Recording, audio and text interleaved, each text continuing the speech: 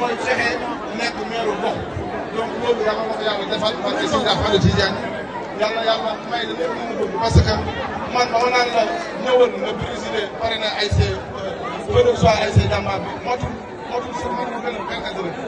danañ koo nangu si ngir bëgg yi nga bëgg ASC Jàmbaar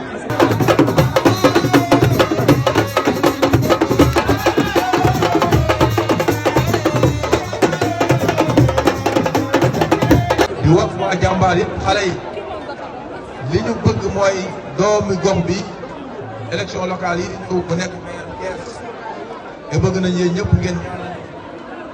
ñëpp ngeen jàppale ngi ci bëgg nañ yéen ñëpp ngeen ànd ci ak ñun ngir lépp loo xam ne doomu ana ko